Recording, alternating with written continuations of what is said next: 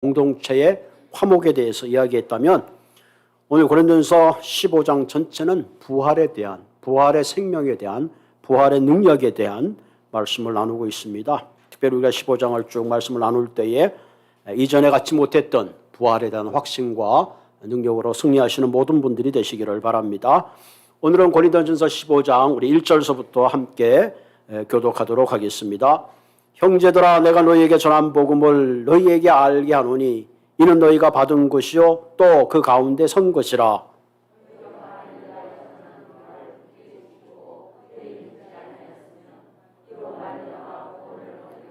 내가 받은 것을 먼저 너희에게 전하였노니 이는 성경대로 그리스도께서 우리 죄를 위하여 죽으시고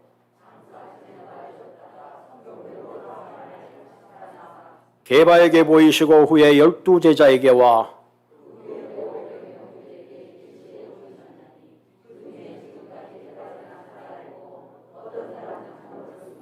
그 후에 야고보에게 보이셨으며 그 후에 모든 사도에게와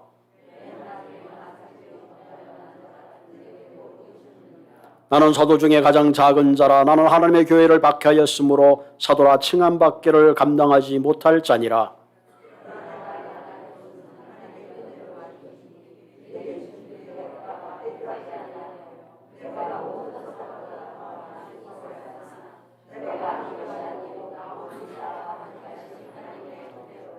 그러므로 나나 그들이나 이같이 전파하며 너희도 이같이 믿었느니라. 아멘. 성경은 정말 누가 썼을까? 한 구절 구절이 버릴 게 하나도 없는 것 같아요. 바울의 모든 삶을 집합한 것이 바로 오늘 이 10절에 나와 있습니다. 내가 나 된 것은 하나님의 은혜로 된 거다. 더 이상 어떤 말을 할 수가 없습니다. 내가 하나님을 위하여 일할 수 있는 그 모든 것, 내 존재 그 자체가 하나님의 은혜다 하는 거죠. 내가 그 은혜를 생각할 때 나는 그 어떤 사도보다 열심히 수고했지만 그거 역시 내가 한 것이 아니라 하나님이 나와 함께 하신 은혜의 결과이다. 아멘. 사실 더 들은 설교가 없어요. 나의 나 된 것이 하나님이요, 내가 사는 것이 하나님의 은혜요, 내가 한 모든 일이 하나님의 은혜다. 이런 마음으로만 살 수 있다면 이 땅은 에덴 동산이 될 것입니다. 오늘 특별히 고린도전서 15장을 통해서 저와 여러분들에게 다시 한번 부활이라는 놀라운 능력이 임하기를 바랍니다. 우리는 인생을 살면서 저마다 추구하는 삶의 방향과 목적이 다를 것입니다. 이 세상의 모든 것들을 다 가진다 해도 가장 중요한 거, 양보할 수 없는 단 한 가지가 있는데 그것이 바로 생명입니다. 사람이 세상을 다 가져도 생명을 잃어버리면 다 잃어버리는 거예요. 돈을 잃으면 조금 잃어버리고, 사람을 잃어버리면 많이 잃어버리고, 건강을 잃어버리면 뭐다? 전부를 잃어버리는 거죠.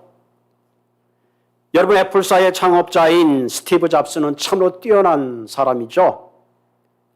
우리가 이제 미디어 플레이어, MP3 나왔다가 나중에는 아이튠즈가 나오고 아이팟이 나오고 우리가 갖고 있는 핸드폰을 2007년에 출시해서 천문학적 돈을 벌었습니다. 그런데 우리가 알듯이 2011년에 췌장암으로 말미암아 사망하고 말았습니다. 우리가 아는 유명한 농구 스타인 코비 브라이언트, 그는 존 에인 에어포트에서 출발한 지 40분 만에 칼라바스 산을 넘다가 그만 헬기가 떨어져서 41세의 삶을 마감했습니다. 정말 뛰어난 농구 선수죠. 그의 명성도, 그의 기록도, 그의 재산도, 그의 가족도 다 뒤로 하고 말았습니다. 여러분, 우리 인생이 그래요. 생명이 떠나가면 아무것도 아닙니다. 그런데 그처럼 소중한 생명을 우리는 그 누구도 장담할 수 없습니다. 아무리 건강한 사람도 하루아침에 사고로 운명을 달리할 수도 있고, 아주 튼튼한 사람도 병원에 건강 체크업을 하러 갔다가 이제 얼마 살지 못합니다 하는 그런 리밋된 삶의 선고를 받기도 합니다. 더욱이 우리의 인생이 내가 죽은 후에 내 삶이 어떻게 될 거라고 얘기해 줄 수 있는 사람은 이 땅에 아무도 없습니다. 그런 의미에서 우리는 내 삶과 죽음, 그것은 내 삶과 죽음과 나를 창조하시고 나를 있게 하시는 하나님, 그분만이 내 생명의 주인이요, 그분만이 내 삶에 대한 분명한 것들을 말해줄 수 있는 분입니다. 그런 의미에서 우리가 진정한 의미에서 부활의 참 생명을 누리기 위해서는 우리는 그리스도 안에 들어와야 합니다. 그런 의미에서 오늘 고린도전서 15장은 굉장히 중요한 메시지를 우리에게 전해주고 있습니다. 아마 이 고린도전서 15장처럼 부활에 대해서 설명해주는 그런 장은 없을 것입니다. 오늘 본문 1절을 가만히 보면 바울은 고린도 형제들에게 먼저 이렇게 얘기하고 있습니다. 형제들아, brother and sister 말하죠. 내가 너에게 전한 복음을 너에게 알고는, 내가 너에게 전한 그 복음을 이제 다시 너희가 리마인드 한다는 거죠. 이는 너희가 받은 것이요 또 그 가운데 선 거라. 이 복음이라는 것은 너희들이 스스로 생각하고 깨달아서 알아낸 것이 아니라 너희가 받은 것이다. 어떻게 받았느냐? 내가 전했고 너희는 그 복음 가운데 지금 서 있다. 그렇게 말하는 거죠. 이 말은 뭐예요? 복음의 주체가 바울도 아니요, 복음의 주체가 교회도 아니요, 그 복음의 주체는 바로 예수 그리스도이시다. 좀 더 이 말을 풀어 얘기한다면 우리가 가지고 있는 생명의 주체가 내가 주인이 아니란 얘기를 동시에 하고 있는 거죠. 헬라 문화는 여러 가지 다양한 단어들을 사용했는데 그 가운데 생명이라는 말을 사용할 때는 두 가지 단어를 사용했습니다.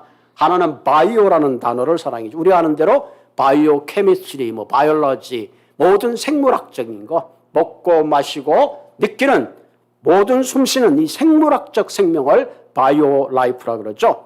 또 하나는 조에라는 단어를 사용했습니다. 이 조에라는 단어는 생물학적 생명을 넘어서서 하나님과 단절됐던 관계가 하나님과 회복된 생명, 그것을 이들은 조에라는 단어로 사용했습니다.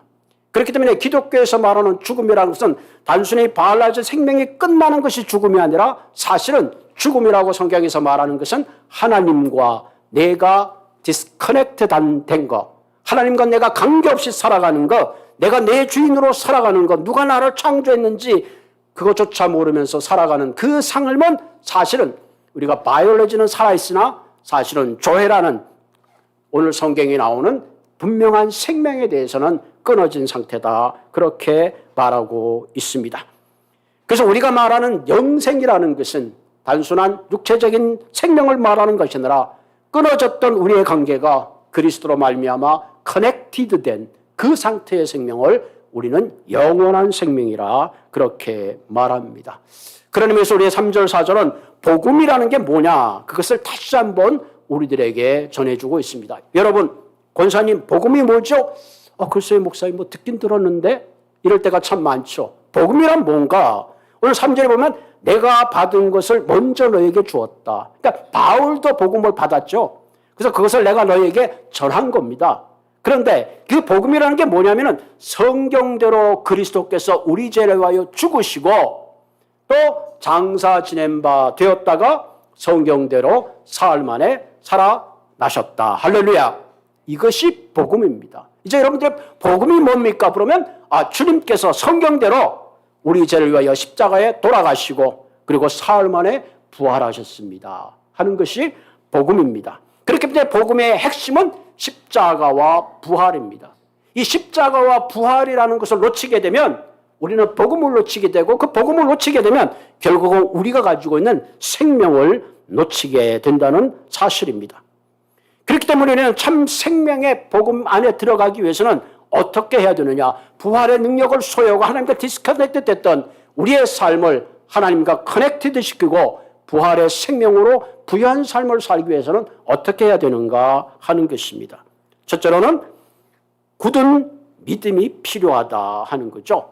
흔들리는 갈대와 같은 믿음이 아니라 어떤 경우에도 그것을 붙들고 있는 그런 믿음이 필요하다는 거죠. 2절에 보면 너희가 만일 내가 전한 그 말을 굳게 지키고, 내가 전한 그 말이니까 뭐예요? 주님께서 죽으시고 부활하셨다는 그 복음을 굳게 붙잡으면, 헛되이 믿지 아니하면 그 말미암아 그것은 믿음으로 말미암아 구원을 얻는다 하는 거죠. 그러니까 우리가 구원을 얻는 것은 믿음을 말미암아 얻는데, 그 믿음이라는 건 뭐냐? 주님께서 십자가에 죽으시고 사흘 만에 부활하셨다는 사실을 견고히 붙잡는 거죠. 여기서 우리는 한 가지 중요한 걸 생각해. 복음은 내가 듣고 이례적인 사건으로 끝나는 것이 아니라 끊임없이 그 복음을 붙잡아야 합니다. 어떤 경우 우리가 믿음을 공식적으로 생각하면 주님이 나로 위해서 돌아가셨고 이제 나는 구원받았다라는 공식으로 끝나는 것이 아니라 구원받았기 때문에 지금도 주님과 끊임없는 관계 속에 살아가는 매일매일 지속적인 삶이 소위 말하는 믿음이라는 말 속에 포함되어 있습니다. 그러니까 우리가 그리스도인답게 살기 위해서는 그리스도와 지속적으로 붙잡고 내가 구원받은 백성의 삶의 내용이 있어야 됩니다. 그런데 대부분 오늘 우리 크리스찬들이 내가 구원받은 건 좋은데, 그 은혜는 감사한데 그 구원받은 끊임없이 계속 믿음으로 붙잡고 있는 삶의 내용이 없다는 것이 오늘 기독교의 가장 큰 약점이고, 우리가 크리스찬으로서 믿음 가운데 살아가지 못하는 중요한 이유가 되는 것입니다. 우리가 잘 알듯이 기독교는 믿음의 종교입니다. 성경은 믿음이 없이는 사실 한 구절도 이해할 수 없습니다. 내가 성경을 머리로 다 알고 이성적으로 다 알고 내가 믿겠다고 하면은 우리는 절대로 믿을 수 없습니다. 성경은 믿음이 있을 때에 이해가 되는 책이기 때문에 그렇습니다.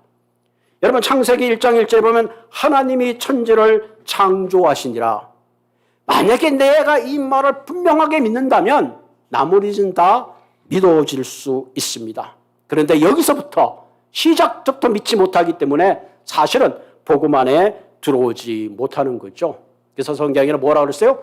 믿음이 없이는 하나님을 기쁘게 할 수 없다. 왜? 하나님 존재 자체를 부인하기 때문에 하나님을 기쁘게 할 수 없습니다. 그렇기 때문에 많은 믿음이 없기 때문에 사람들은 사실은 확실치 않는 빅뱅 티어리나 혹은 진화론에 그것이 진짜인 양 그렇게 생각하고 하나님이 천지를 창조했다는 그 분명한 사실을 외면하는 것을 볼 수 있습니다. 여러분, 이 성경을 읽다 보면 많은 초자연적인 사건들이 일어납니다. 우리 이성적으로 생각할 때는 황당합니다. 그러면 성경에 있는 모든 기적적인 사건, 내가 이해될 수 없는 사건을 다 빼고 나면 더 이상 성경은 성경일 수 없습니다. 다만 이 성경에 나타나고 윤리적인 도덕적인 것만 우리가 안다 그러면은 굳이 성경 말고도 많은 다른 서적들을 통해서, 또 오래된 서적들을 통해서 우리는 얼마든지 윤리와 도덕적인 교훈들을 얻을 수가 있습니다. 그러면서 믿음은 우리가 구원을 얻는데 절대적으로 중요합니다. 2000년 전에 오신 그 예수님은 베들레헴에서 태어나셨고 30살쯤에 공생애를 시작하셨고 3년 반에 천국 복음을 전하시다가 사내들인 공회에서 심판을 받고 빌라도에 의해서 십자가에 죽으신 그 예수님은 바로 하나님의 아들이시오, 내 죄를 위하여 십자가에 돌아가셨다는 이런 고백을 하게 되는 게 뭐냐? 그것이 바로 믿음입니다. 많은 사람들은 실존적인 예수님을 인정해요. 석가나 공자나 사크라티스처럼 4대의 성인으로 존경합니다.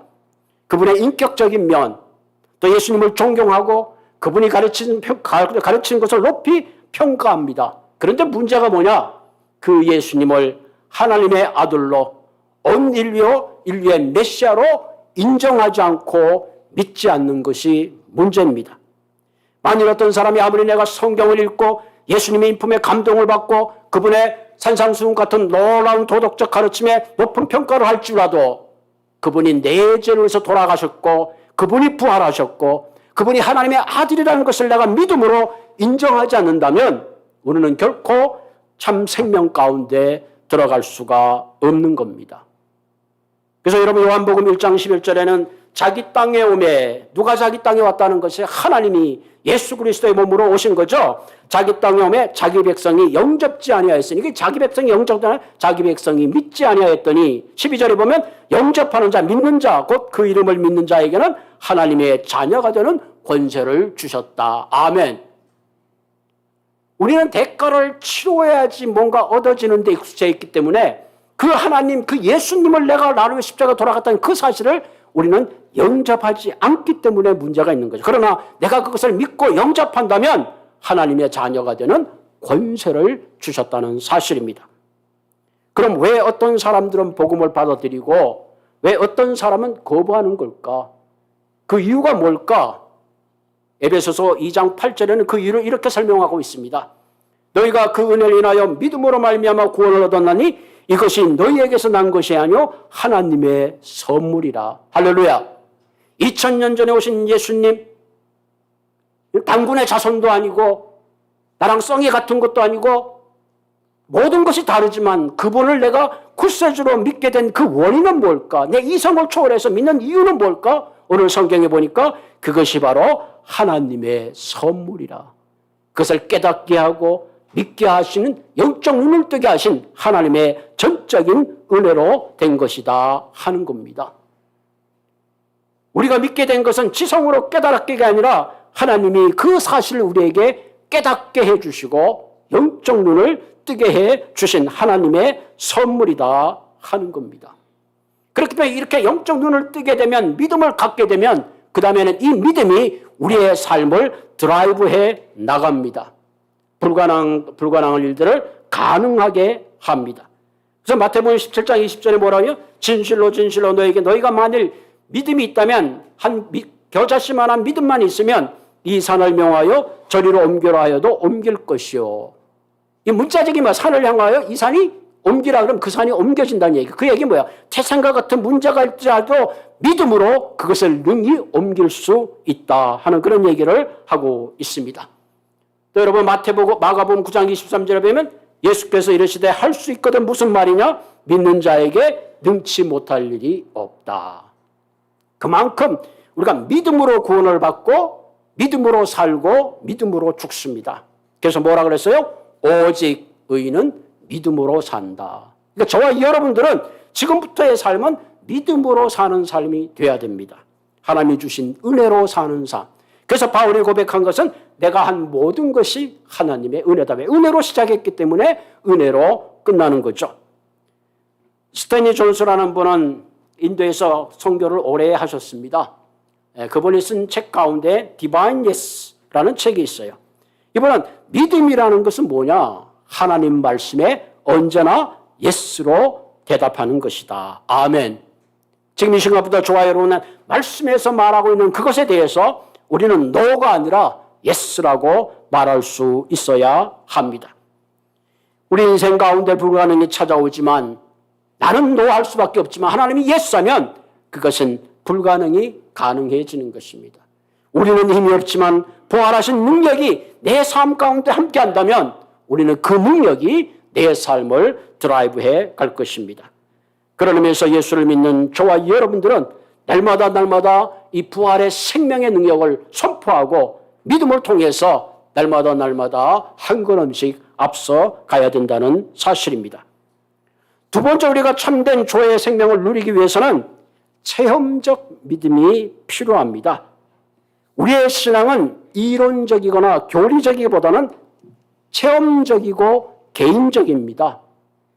그래서 두 사람이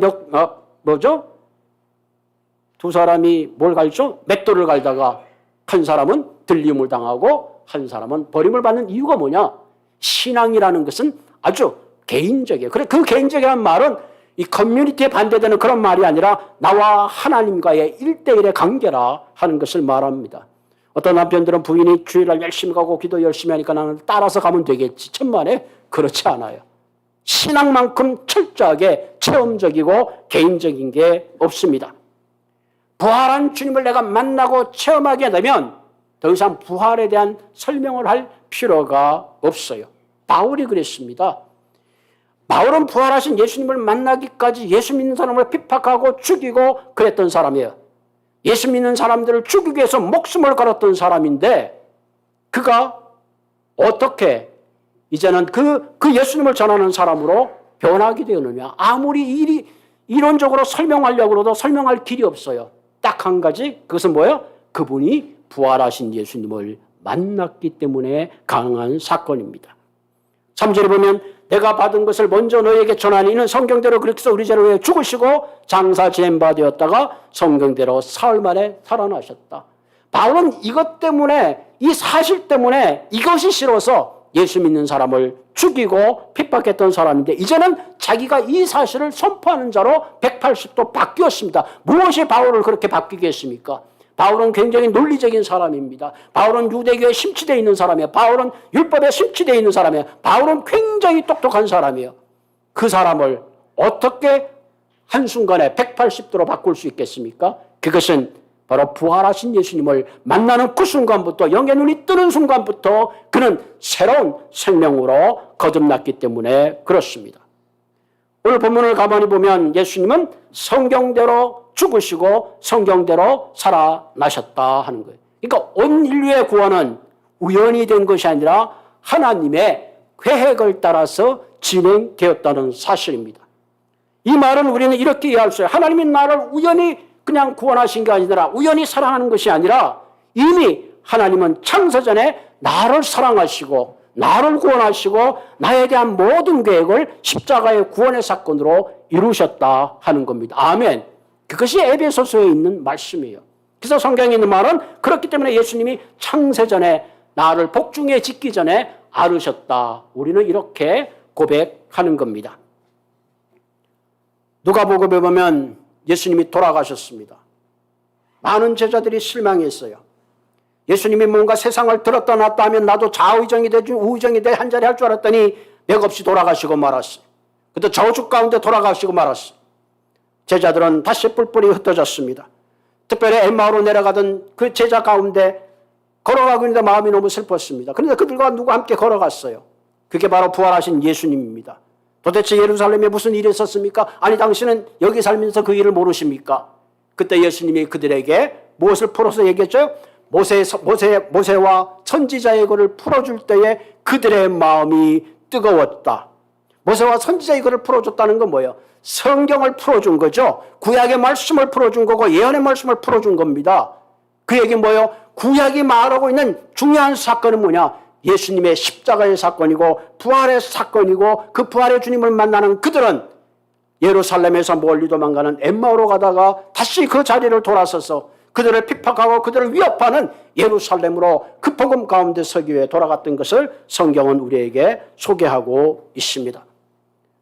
뿐만 아니라 5절에 보면 베바에게 보이시고 후에 12제자에게와 또 그 후에 500의 형제에게 일시에 보이셨으니 또 그 후에 야곱에게 모든 사도에게 그 다음 뭐예요? 매일 거기서 만났죠. 그리고 막달라 마리아가 달려갔습니다. 그때 베드로가 함께 나타났을 때에 예수님은 베드로를 만나 주셨죠. 12명의 제자들이 문을 꼭꼭 닫고 두려움에 떨고 있을 때에 주님께서 호련히 나타나셔서 평강이 있을지어다. 그때 제자 중에 한 사람이 바빴는지 그 자리에 없었습니다. 제자들이 부활한 주님을 만났다니까 아니 그거 거짓말이다. 그때 예수님은 다시 그 도마에게 나타나셔서 두 손의 못자국과 창자국을 보여주셨습니다. 그리고는 500의 형제에게 나타나셨어요. 그리고 수많은 사람에게 나타나셨습니다. 그리고 승천하신 것입니다. 복음서에 보면 예수님의 형제들조차도 예수님을 메시아로 인정하지 않았어요. 그랬던 야고보가 예수님의 제자가 되고 예루살렘의 수장이 되고 위대한 야고보를 쓰게 된 그 원인이 뭘까요? 그 이유가 뭘까요? 그것은 바로 부활하신 예수님을 만났기 때문에 그렇습니다. 에브라임 링컨은 이런 말을 했습니다. 소수의 사람을 오래 속이는 것은 가능하다. 다수의 사람을 일시적으로 속이는 것도 가능하다. 그러나 다수의 사람을 영원히 속이는 것은 거의 불가능하다. 왜? 거짓은 드러날 수밖에 없기 때문에 그렇습니다. 만일 예수님의 부활이 조작된 것이라면 2000년 동안 수많은 사람들이 자기의 생명을 버려가면서 이방의 땅에서 숭배한다는 것은 거의 불가능한 일이기 때문에 그렇습니다. 그러므로 부활은 사실인 것입니다. 우리가 부활을 체험하는 그 순간에 더 이상 부활에 대해서 설명할 필요가 없습니다. 갈비찜을 먹어보지 않은 사람에게 갈비찜을 설명할 필요는 있지만 이미 먹어본 사람에게는 딱 한마디 하면 되겠어요. 맛있어? 맛있어. 끝난 겁니다. 부활의 주님을 만나는 그 순간에 더 이상 설명할 필요가 없는 것입니다. 여러분, 우리가 주일을 날 예배를 드리는 가장 중요한 이유는 부활하신 주님을 이 시간 우리는 만나기 때문에 그렇습니다. 그렇기 때문에 사실 매주는 특별해야 하는 것입니다. 우리는 절망 가운데 이 예배 시간에 찾아오지만 예배를 드리고 끝나는 순간 그 절망은 기쁨으로 변하는 것입니다. 걱정과 두려움으로 찾아왔던 주일날 이 아침이 말씀을 듣고 돌아가는 순간에 이제는 두려움과 걱정이 아니라 용기와 힘을 가지고 돌아가는 것입니다. 그것이 성경에 나와 있는 부활 사건에서 예수를 만났던 삶의 사람들의 마음이요 생각이요 그들의 삶이 변했던 것을 우리에게 이야기해 주고 있습니다. 그러므로 2차적으로 우리가 참된 조의 삶을 누리기 위해서는 견고한 믿음이 필요하고, 두 번째는 부활하신 주님을 여러분들이 개인적으로 체험하고 만나야 하는 것입니다. 여러분들이 체험하고 만났다면 지금 매 순간 그분과 동행하면서 사시기를 주의 이름으로 부탁을 드립니다. 세 번째로 우리가 진정한 주님 안에서 참된 조의 삶을 누리기 위해서는 우리가 구원받고 부활한 주님을 만날 수 있는 이 모든 것이 하나님의 은혜다 하는 고백 가운데 들어가야 합니다. 9절에 보면 사도 바울은 이렇게 얘기했죠. 나는 사도 중에 가장 작은 자라. 나는 하나님의 교회를 핍박했고 사도라 칭함받기를 감당치 못하겠다. 여러분, 바울은 예수님을 핍박할 뿐만 아니라 교회를 핍박했습니다. 만약에 내가 예수님이라면 그런 바울을 천둥 번개를 치든지 심판할 거예요. 그런데 하나님은 그 바울을 찾아오신 거예요. 그러니까 바울이 그 은혜가 너무 고마운 거죠. 그래서 나는 사도로서 칭함받기를 감당할 수 없다. 이 전적인 은혜다. 그렇게 얘기하고 있습니다. 진정 부활의 신앙을 갖는 사람들은 그 마음에 하나님을 향하여 이런 마음이 있어야 합니다. 나 같은 죄인을 왜 하나님이 구원하셨을까? 나같이 무능한 사람을 왜 이런 리더로 세우셨을까? 난 참 자격이 없다. 이런 마음을 가지고 교회를 섬기고 이런 마음을 가지고 우리가 하나님 앞에 서야 합니다. 그래서 결론적으로 바울은 이렇게 얘기하죠. 그러나 나의 나된 것은 다 하나님의 은혜로 된 것이니 내게 주신 은혜가 헛되지 않아요. 내가 모든 사도보다 더 많이 수고했으니 내가 한 것이 아니 오직 나와 함께 하신 하나님의 은혜라. I am what I am by grace of God. 하나님의 은혜로 나는 지금 이 순간 숨을 쉬고 있노라. 그렇게 고백하고 있습니다. 어떻게 이런 고백을 할 수 있습니까? 핍박하던 바울을 주님이 먼저 찾아오셨어요. 저와 여러분들도 주님이 먼저 우리를 찾아오셨습니다. 그리고 어떻게 했어요? 바울이 예수님을 만나서 큰 빛 가운데 서는 순간에 바울의 눈이 장림이 됐잖아요. 그 나중에 이제 그 눈이 이제 떠지죠.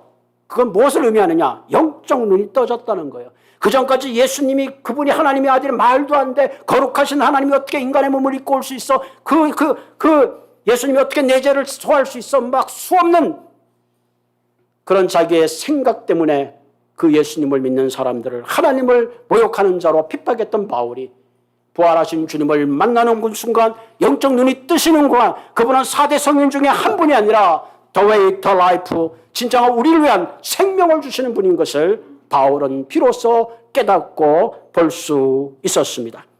그래서 그는 다른 어떤 사도보다 더 많이 수고한 것은 나는 예수를 핍박했는데 그분이 나를 찾아와 주셨다는 그 사실을 생각할 때 그런 다른 이들보다 더 하나님을 향하여 충성했던 것을 보게 됩니다. 사실 저와 여러분들도 주님이 우리를 찾아와 주셨습니다. 그리고 우리가 영적 눈을 떠서 오늘 이 시간 주님 앞에 나와서 예배드릴 수 있게 해 주셨습니다. 그러므로 우리는 더 이상 불신의 자리에 서 있는 것이 아니라 나를 부르시고 세우시고 오늘도 나를 통해서 함께 일하시는 주님의 귀한 동력자로 삼아주신 그분에게 나의 나된 것이 다 하나님의 은혜라는 고백 가지고 충성하시기를 주님의 이름으로 부탁을 드립니다.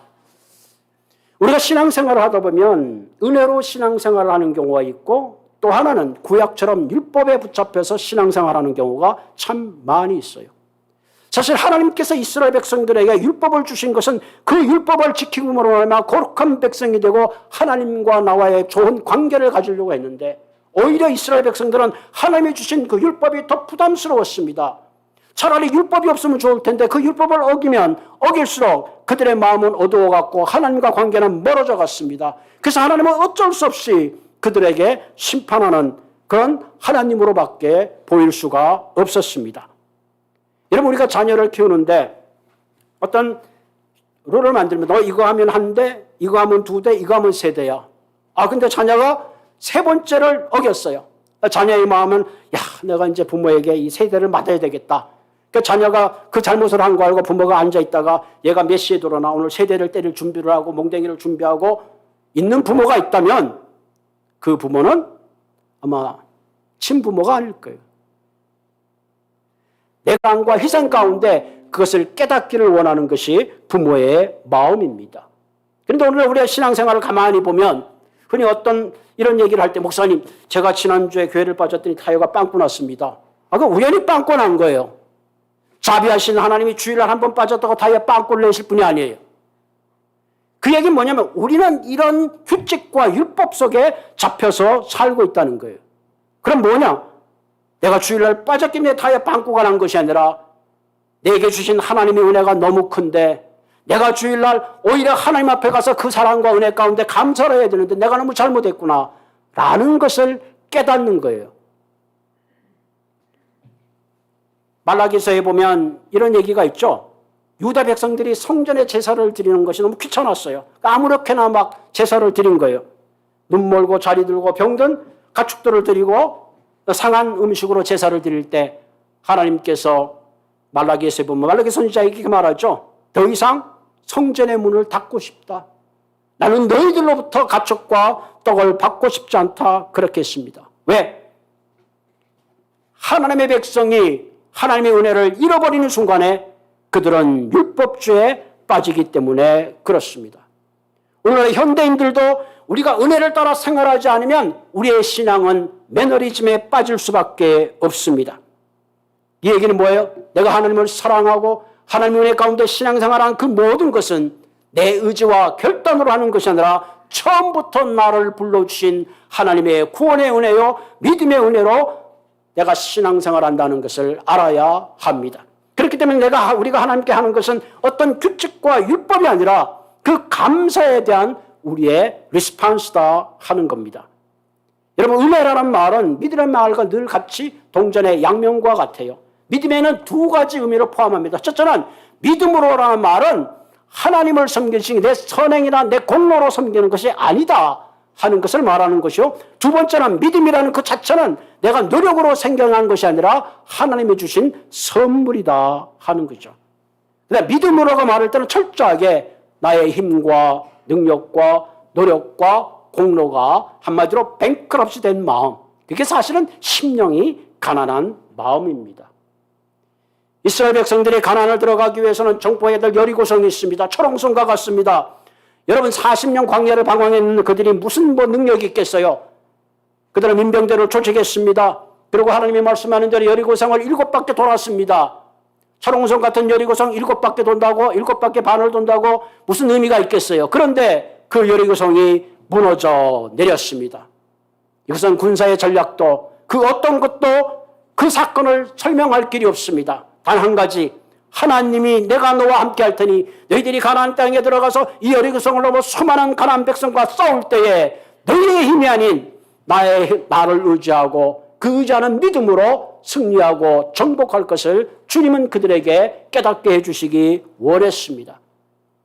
밤새 그물질을 하던 베드로, 예수님이 이제 돌아가셨습니다. 부활하신 주님이 나타나서 베드로에게 나타나서 이제 그물을 오른쪽에 깊은 곳에 그물을 던지라 그랬습니다. 베드로가 밤새 깊은 곳에 그물을 안 던졌겠습니까? 수없이 던졌습니다. 그럼에도 불구하고 이 가나안 땅에 들어가서 이 여리고성을 넘어 수많은 가나안 백성과 싸울 때에 너희의 힘이 아닌 나를 의지하고 그 의지하는 믿음으로 승리하고 정복할 것을 주님은 아멘. 이제 됐어요. 할렐루야. 그물을 던졌을 때 뜻밖에도 찢어질 만큼 큰 분량의 고기를 잡았습니다. 이 사건에서 우리는 무엇을 배워야 되겠습니까? 내가 실패했을 때에 주님을 의지합니다.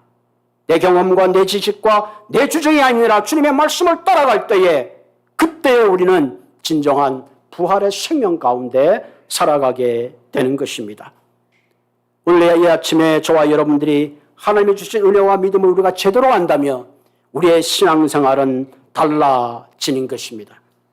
부활의 주님은 오늘도 저와 같이 부족하고 모자라는 사람들을 통해서 이 땅에 하나님의 나라를 이루어 가십니다. 그러므로 우리가 부활의 생명을 가지고 더 이상 율법주의나 매너리즘에 빠지는 것이 아니라 매 순간 그 은혜와 믿음을 붙잡고 세상의 종욕과 육신의 유혹을 이기며 부활의 참 생명 가운데 이 땅에 하나님의 위대한 꿈을 이루어가는 저와 여러분들이 되기를 주님의 이름으로 부탁을 드립니다. 같이 기도하겠습니다. 살아계신 하나님, 나를 찾아와 주시고 나의 영적 눈을 뜨게 하신 하나님, 주님이 나를 찾아오지 않았더라면, 내 영적 눈이 뜨지 않았더라면 여전히 죄 가운데 저주 가운데 죽을 수밖에 없는 우리들, 주님께서 친히 찾아오셨어요. 십자가에서 돌아가심으로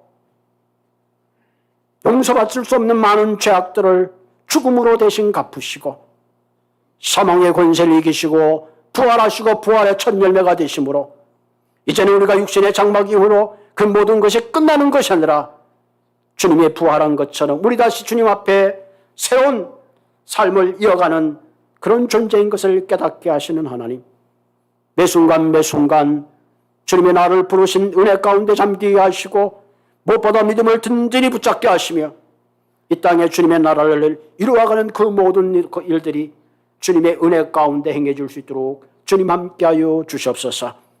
더 이상 교만한 마음으로 살아가는 것이 아니라 진실로 나의 나 된 것이 하나님의 은혜라는 겸손한 마음으로 섬길 때에 내가 낮아질 때 주님께서 높여주시고 우리가 절망 가운데 있을 때에 능력의 부활의 주님이 나와 함께 하심으로 우리가 하나님 이 땅에 진정 하나님 나라를 이루어가는 그런 일들을 이루어가는 저희가 될 수 있도록 인도하여 주시옵소서.